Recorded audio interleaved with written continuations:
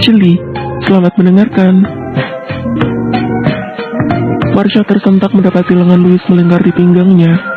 Jangan lakukan itu lagi ya, pinta Louis. Meninggalkanku sendiri. Ucap Louis seraya menaruh kepalanya di bahu Marsha sambil mengelus-eluskan kepalanya ke leher Marsha. Marsha berbalik menghadap Louis. Pria ini bertingkah seperti bocah, ucap Marsha dalam hati seraya menggigit-gigit bibirnya karena menahan tawa. Louis mengernyitkan alisnya dan melihat sedikit darah di kening Marsha. Ini kenapa? Tanya Louis seraya menyingkirkan helaian rambut yang sedikit menutupi kening Marsha yang terluka. Marsha memegang keningnya dan sedikit meringis. Marsha baru teringat jika keningnya tadi terluka karena terkena ujung meja ketika dia terjatuh dari tangga. Duduklah, perintah Louis. Louis membuka lemari kerja Marsha mencari kotak P3K. Sudah menjadi standar operasional di Liu Corps. Di setiap lemari supervisor dan manajer juga petinggi lainnya harus ada kotak P3K. Karena itu, ini juga berlaku di Saint Jewelry. Louis mulai memberi obat untuk luka di kening Marsha. Kau ini mengapa akrab sekali dengan luka-luka? Ucap Louis dengan heran. Apakah kau memiliki nama tengah obat sehingga itu selalu menempel padamu? Tanya Louis sambil sedikit tertawa kecil. Louis meletakkan obat-obatan tersebut lalu memandangi Marsha. Mengapa kau tidak mau bersandar padaku? Tanya Louis. Apa kau sangat membenciku? Tanya Louis lagi. Marsha memandangi Louis dalam-dalam.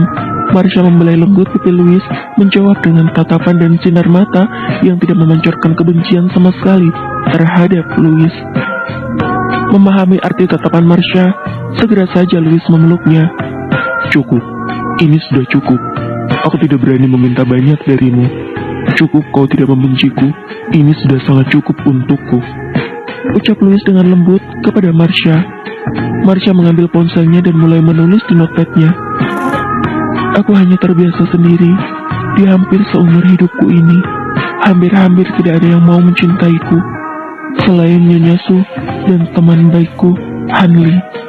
Tulis Marsha. Bahkan keluargaku, paman dan bibi membuangku. Tulis Marsha lagi. Hanli. Ucap Louis dalam hati. Hanli, apakah dia pacarmu? Tanya Louis penasaran. Marsha menggelengkan kepalanya. Tidak, dia adalah teman terbaikku dan seperti kakak laki-lakiku. Tulis Marsha. Dia selalu melindungiku. Tulis Marsha lagi. Ah, kakak. Ucap Louis lega. Baik, lain kali kita akan menemui kakak sebagai rasa penghormatan adik ipar. Ucap Louis yang sengaja ingin menunjukkan identitasnya di depan Hanli sebagai suami Marsha. Jika Louis bisa terang-terangan melarang Jun mendekati Marsha, maka dengan Hanli dia harus memakai strategi yang lain, yakni memerankan peran sebagai adik ipar yang baik, yang akan menjaga Marsha dengan baik di seumur hidupnya ini. Ayo kita kembali ke rumah, ajak Louis. Dibutuhkan ketenangan yang banyak untuk bisa memecahkan kasus misteri ini. Ucap Louis. Marsha berdiri dari sofa dan mengulurkan tangannya kepada Louis, memberi tanda mengajaknya pulang. Louis mengambil tangan Marsha dengan tersenyum. Marsha sudah mulai terbiasa dengan kehadiran Louis yang selalu membututinya seperti ini. Di dalam kamar mereka, Marsha tidak bisa memejamkan mata, memandangi langit-langit kamarnya seraya memikirkan masalah ini. Apa yang kulewatkan?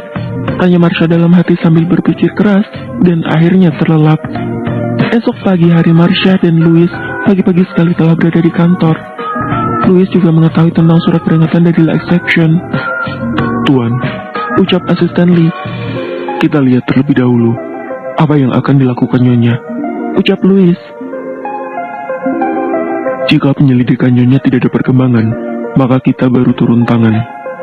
Perintah Louis kepada asisten Lee. Baik, Tuan. Ucap asisten Lee. Di Saint Jewelry, hanya Elana yang bersikap baik kepada Marsha. Tim yang lainnya termakan provokasi dari Reina. Mereka merasa kecewa karena sudah bekerja keras selama ini, namun hasil desainnya bocor ke pihak lawan.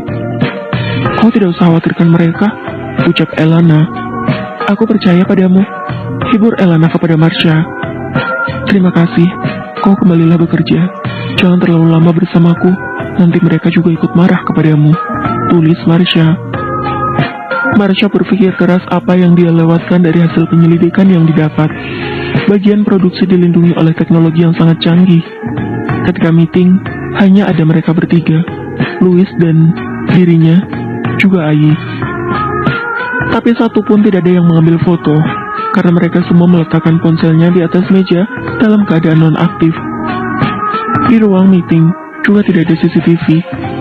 Jadi kemungkinan desain final keluar dari St. Jewelry sangat kecil.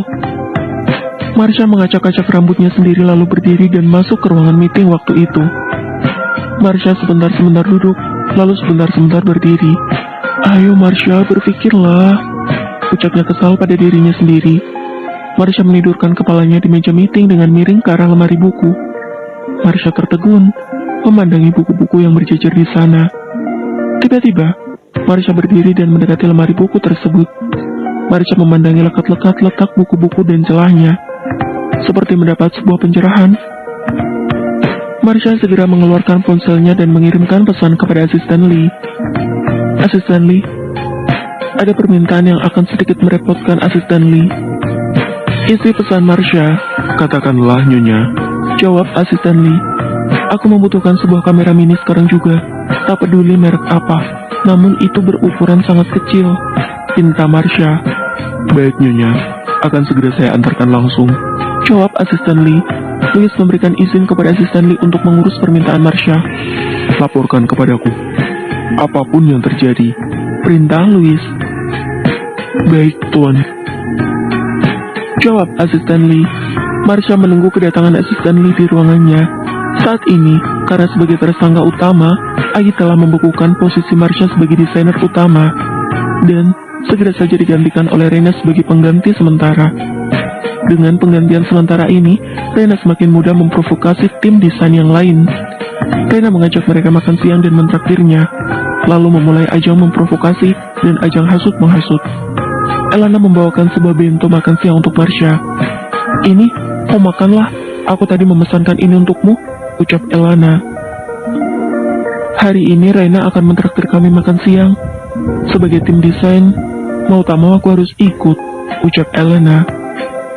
Kau pergilah, aku baik-baik saja, tulis Marsha. Baik jika begitu aku pergi, ucap Elana sambil memeluk Marsha. Tak berapa lama, asisten Lee datang. Nyonya, sapa asisten Lee. Apa kau membawanya? Tulis Marsha. Iya Nyonya. Jawab asisten Lee seraya memberikan sebuah kotak kepada Marsha. Marsha segera meninggalkan ruangannya menuju ruang meeting. Marsha membuka kotak tersebut dan mengeluarkan kamera mini dari dalam kotak tersebut. Marsha menaruh kamera tersebut di celah buku yang ada di lemari tersebut dan menyalakannya untuk mulai merekam. Setelah 3 menit merekam, Marsha mematikan dan mengambil kamera tersebut, lalu memindahkan kamera tadi ke ponselnya. Marsha sungguh terkejut. Dari sisi itu dapat mengambil gambar dengan jelas ke arah layar proyektor ruang meeting tersebut. Bersambung, terima kasih sudah mendengarkan.